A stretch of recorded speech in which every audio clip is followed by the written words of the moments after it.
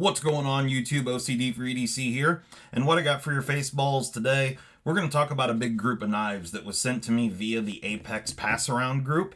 We have several of them. I'm going to try and make this as quick as possible and go through all these. However, I wanted to start by talking about the packaging. So the knives in question are the Willumsen Copenhagen knives. I'm not sure if I'm pronouncing that correctly or not. This box here is for the Tyron model, which happens to be this little knife right here. This is a frame lock flipper, and you can see it goes in the packaging something like that. Well, right off the bat, just to give you some idea of the size of knife we're looking at here, this knife is 7 3/8 overall length. It's quite heavy because it's a steel frame lock. But, you know, it's not even a 7.5-inch knife, and it's coming in a box that, with its, you know, that's over 10.5 inches by 4 inches by a little over an inch thick. It just seems crazy to me that all of these were shipped in these massive packaging. I understand that these are made for retail, you know, to hang on a hook in a retail space. I get that, but... yeah, so the packaging is a little crazy to me, just the sheer size of it.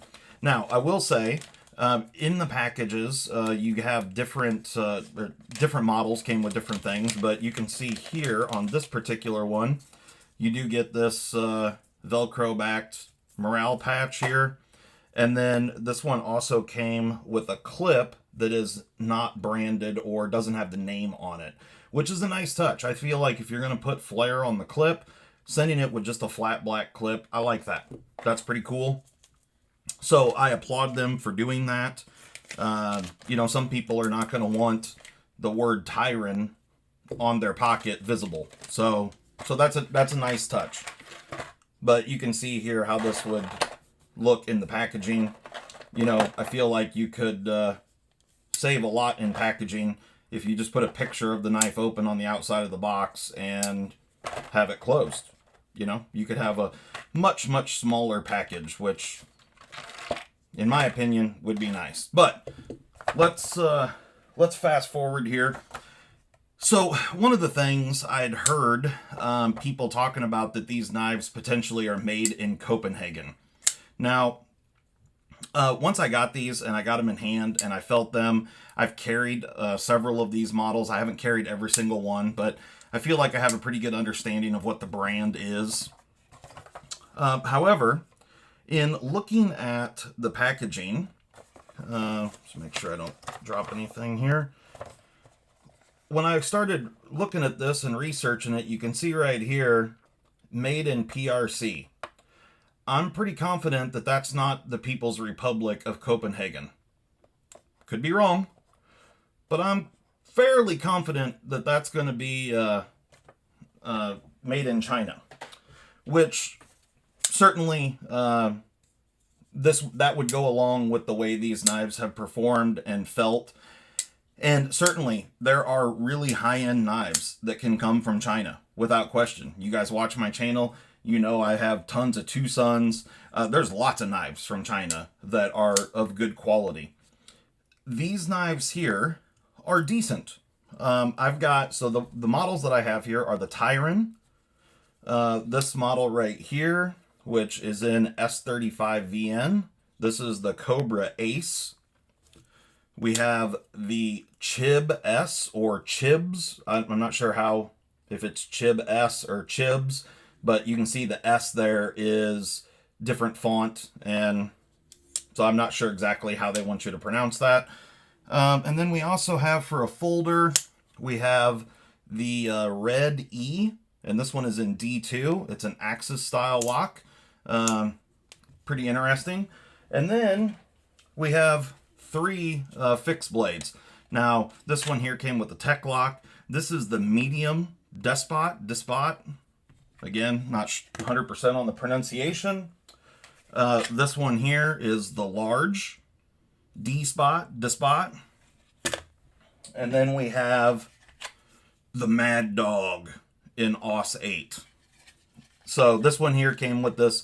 These are not Kydex. I'm not sure what type of plastic this is, but pretty, you know, I mean, the sheaths are functional, no doubt. They have good retention. The knife doesn't shake around in there.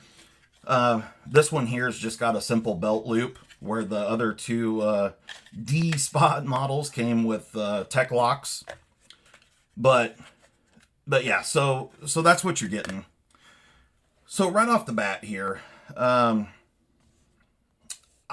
I said, I carried these knives. I carried a couple of them quite a bit. Out of the whole entire lineup, the fixed blades are not bad. So I guess we'll start there. The fixed blades, the large D-spot is very comfortable in hand. You have a bit of contouring on this G10 here. This one is AUS 8. You can see right there on the spine. And you know, we're just talking about a big old honking blade. So you've got, let me move a couple of these out of the way. All right, so we got the large and the medium. And just to give you an idea on size, overall length on the large is 9 3/8, or I'm sorry, 9 3/16, and the small is right at 8 inches. So that's your size difference here. Both are in AUS 8, which is a fine budget steel. But both are G10, and you can get them coated or uncoated black or olive drab green. And they come with the plastic sheath with tech locks on them. So that's what you're getting. My problem here is these are fine beater knives. I mean, they're comfortable in hand. No issue with that at all. Jimping is well placed. Yeah, they're just fine knives. Nothing exceptional to talk about. If you really like the look of them, then, you know, that's a personal preference situation. But they're just a fine fixed blade knife. However, what we're looking at here is $90.59 for the medium D spot and $94.99 for the large D spot. That's pretty crazy to me. And the reason that I say that is because something like this, now, this particular knife, the handle has been modified here with the color, but everything else about it is stock. This is the stock sheath that it comes with. Same sort of plastic material. This is from Kaiser. This one is in 1095 steel. And this is the Kaiser Harpoon. And everybody loves Poon, right? And this particular knife you can buy for $60, $59. So this thing has got really, really fantastic blade geometry. And I would probably argue, in this case here, the 1095, I would rather have the 1095 over the AUS 8. So, yeah. So this is what's available from a Chinese manufacturer with, you know, good fixed blade steel. And it's, like I said, $60, $59. Here, you're paying basically $91 and $95 for these two in AUS 8. Like I said, they're fine fixed blades. They're comfortable in hand. Really kind of not a whole lot to say about them other than that right there. I think you guys probably can understand where I'm coming from when I say that I feel like these are just overpriced for what the market is and what these knives are. Otherwise, they're fine knives. I mean, if you love the style of it, I don't think you're going to have any issues with it. There's just not a whole lot to say there other than I think it would be a lot more attractive if they were, you know, in that $60 to $70 price range. But that's my personal opinion. Okay, moving on. We'll talk about the other fixed blade here, the Mad Dog. The Mad Dog is a strange design that's got this hole through it. I'm sure you could use this as a cap lifter. You could use this for several things. You know, you can use it as kind of like a karambit or whatever. But it's not really something that I would use. It's a paracord wrapped handle. I'm not a huge fan of that. It's okay. This knife isn't really me or my style. The sheath that it comes with, like I said, it does offer good retention. It is just the most simple type of belt loop. And that's really about it. Relatively small knife. And give you some dimensions here real quick. You're looking at 7 1/8 overall, with a cutting edge that's somewhere in the neighborhood of like 2 3/8. So, it's just a small little fixed blade. Again, in AUS 8 steel. This one is called the Mad Dog. And the Mad Dog sells for an astonishing $120.45. Now, these prices I got off Amazon. That was really the only place I could find good pricing for these knives. So, if you want this one, this 2 3/8 inch AUS 8 blade with a hole through it and wrapped in paracord, you can buy it on Amazon for $120.45. So, there you go. Okay, moving on. Now we're into the folders. Now, a couple of these folders I actually like quite a bit. The little red E here, it's a fun little fidget toy. Because of the hole in the blade, you can spidey flick it, you can thumb flick it. It's an Axis style lock. This thing is in D2 blade steel. Action on it is really great. It makes some really cool noises. The one kind of negative here, and for me this isn't a big negative, but it might be for some people, this is a very small knife. I'll show you here. So we're looking at 4 inches overall handle length. And overall length, let me change this up here. You're looking at 6 5/8. So we got a blade length here of 2 5/8. And so this is a small little knife. You do have this forward choil. It is comfortable in hand, so ergos on it. I would like the jimping to go up further, because if I choke up into this space here, my thumb almost goes all the way to the end of the blade. But otherwise, it's a fine little knife for me. If I'm back in the normal handle position, this is a 3-finger knife for me, which is totally fine. And I would think most people's thumbs are going to hit here in this handle position. It's kind of a stretch. I mean, I can put my hand up on that jimping, or my thumb, but it's a stretch to get up there. So I feel like the jimping is just misplaced. I would have rather seen them do a section of jimping back here and then a section up here, or jimp the whole thing or something. But to me, it's like the jimping's just in the wrong spot. So it doesn't work for either positions to hold it. But anyway, I kind of like the look of it. It's kind of an interesting look. You do have a pocket clip that is reversible here, right or left tip up carry.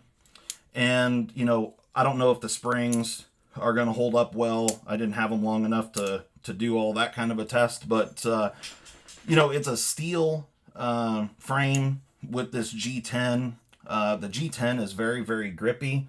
It's kind of hard to see there. There's some like pyramid style milling going on the G10. It's kind of reminiscent of texturing like on like what people would do on wood, like cross hatching kind of texturing. Anyway, this thing is a fun little fidget toy. The negative side of this knife, well, there's 2 negatives.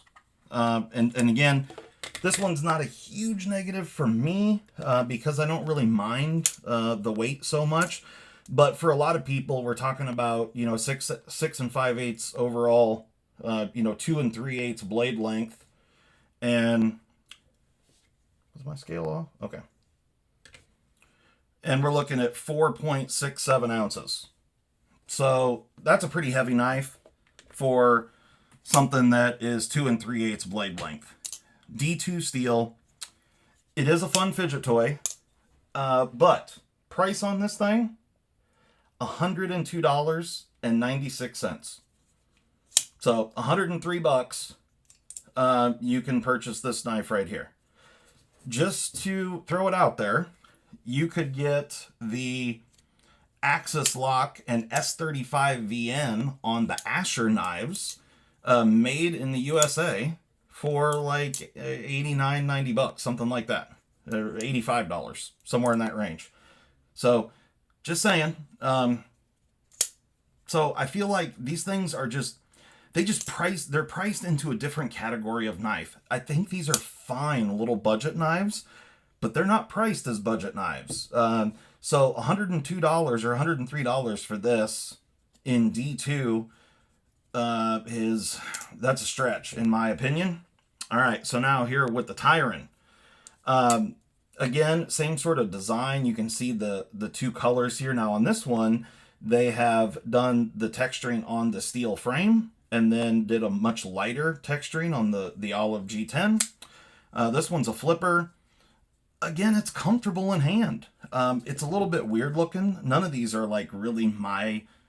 I don't love the aesthetics of all these. They're just okay for me. I don't hate them.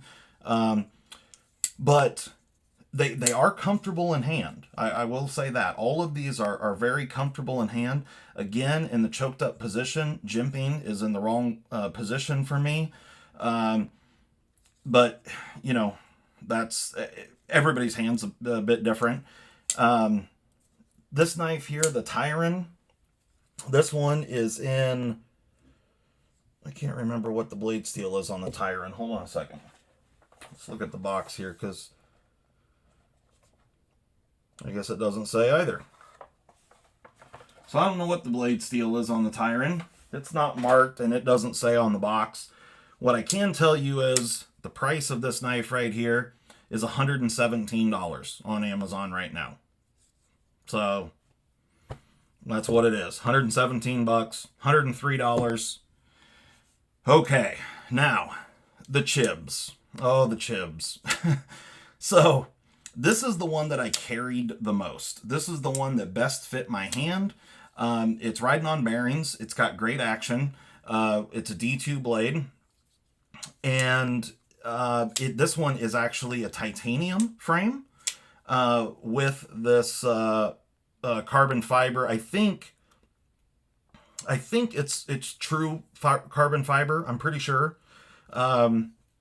It appears to be anyway. So you've got this kind of hybrid frame of titanium and carbon fiber.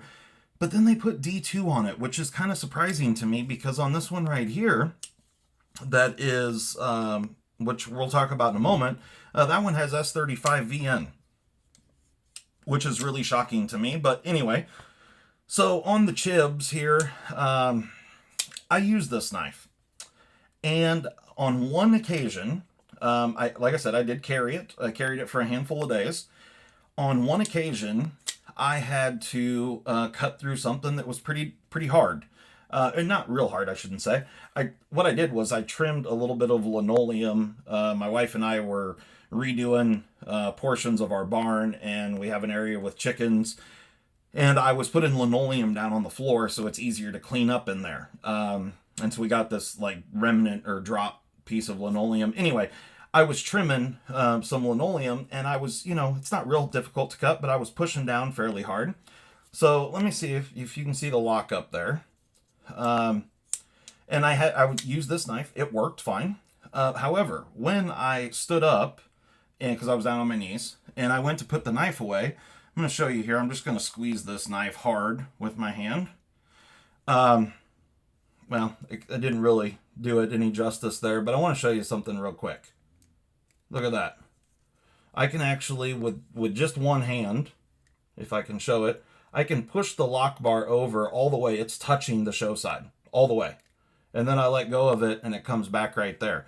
Now, it doesn't have a tremendous amount of blade play, but the first time that I did that, when I cut that linoleum, the lock bar was stuck all the way over up against there you can see, it's touching the frame, show side of the frame.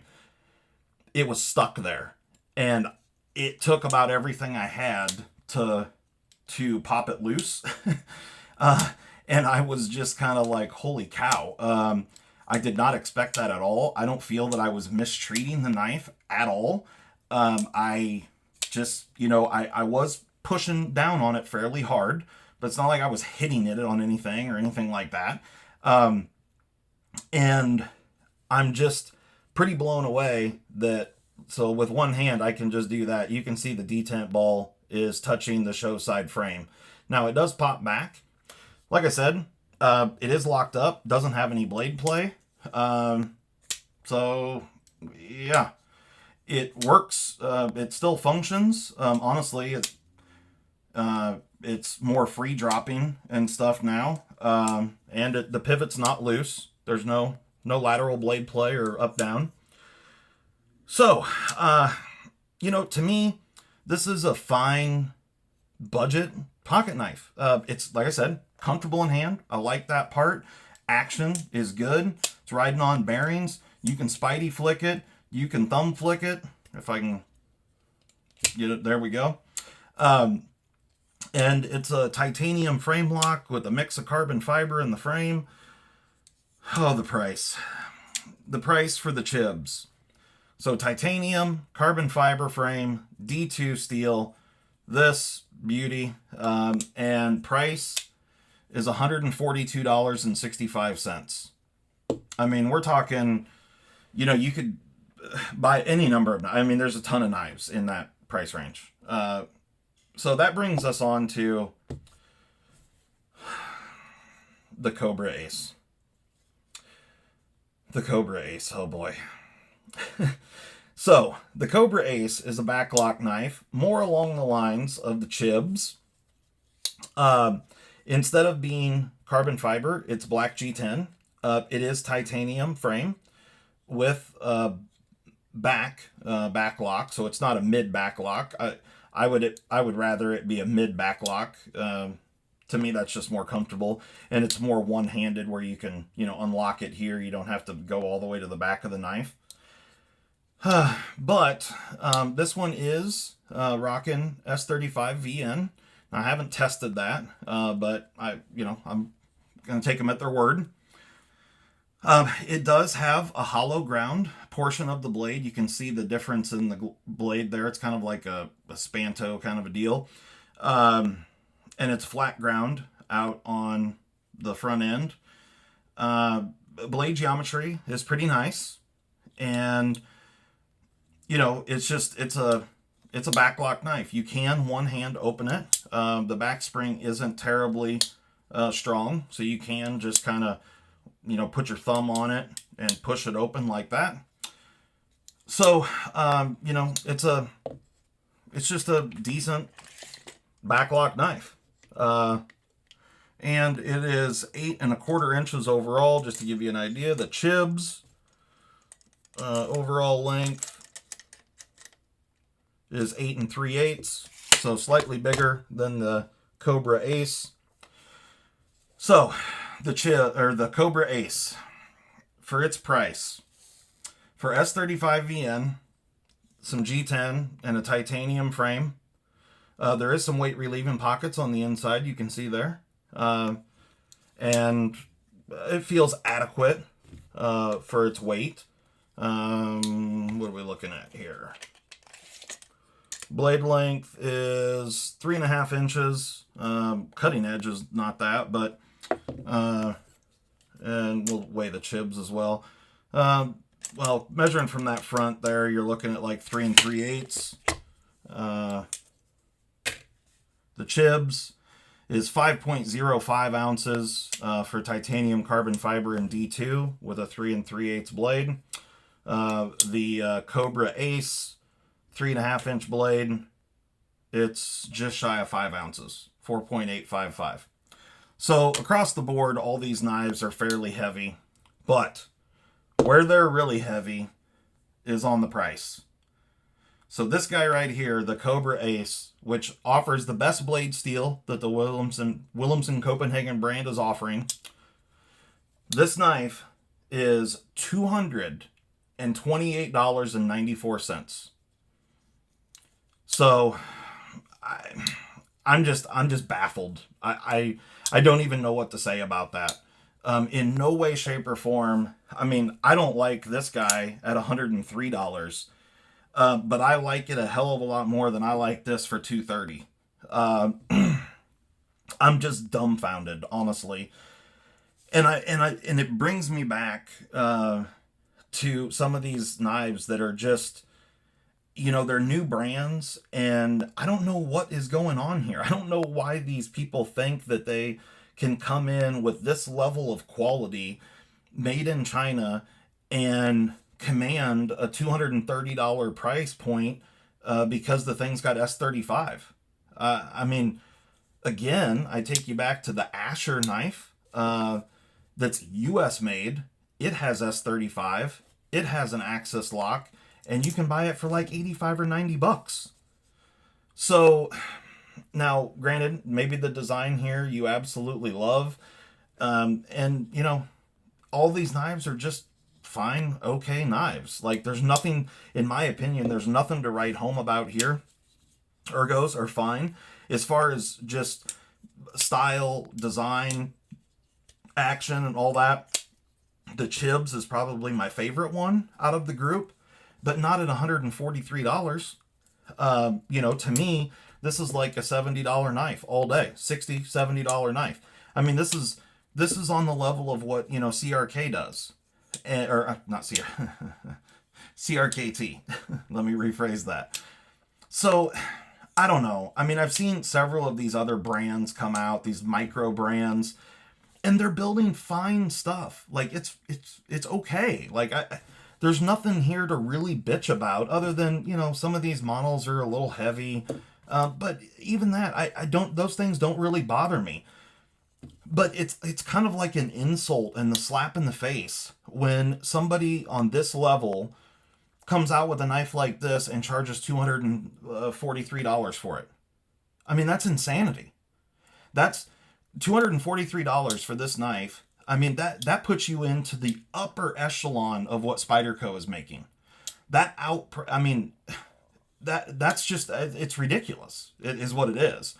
And it's, maybe there's the thing that just boggles my mind about this is that anyone that's spending $230, $242, anyone that's spending over $150 on a pocket knife, I would just have to assume that we're getting into the category of knife people at that point. Just this is just the stuff that I have sitting on my bench at the moment. That particular backlock Willumsen Copenhagen knife, this guy right here, is more expensive than my Benchmade Auto Bedlam. It is more expensive than the American Blade Works in S35VN. This is the V4, version 4, the newest version. It's more expensive than that. It's more expensive. What else do I have here? I don't know what else I have here. Yeah, it doesn't even matter. The point is that that's lunacy money. I mean, it really truly is. I mean, that's getting into a price range where you're just trying to rip people off.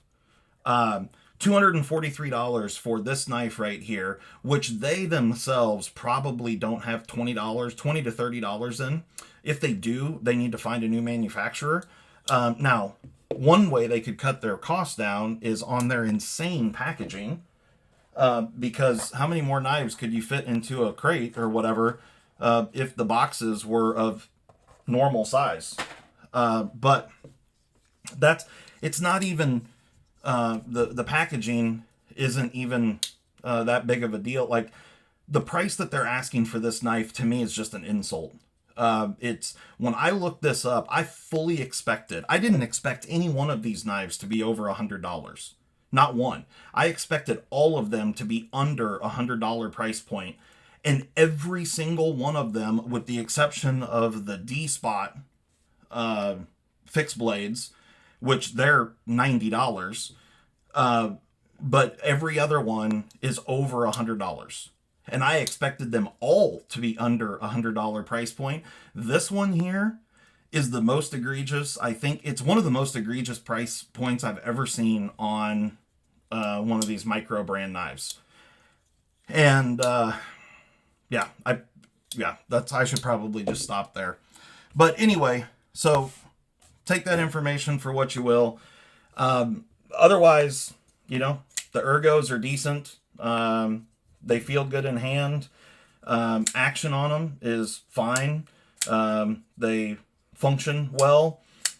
Even though you have this issue on this guy, it still works fine. No issues there. If anything, it freed it up a little bit, and now it's even more free dropping and whatnot.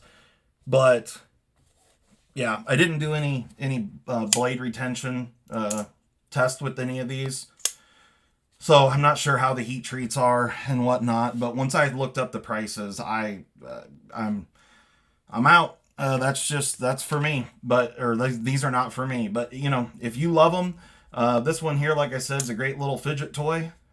So if you love the look, you love the design, and if you could pick this up for like 40 or 50 bucks, I think it's a great little deal, no doubt. But at over $100, you lost me. I can't do it. So anyway, guys, hopefully you enjoyed that, and we will catch you next time.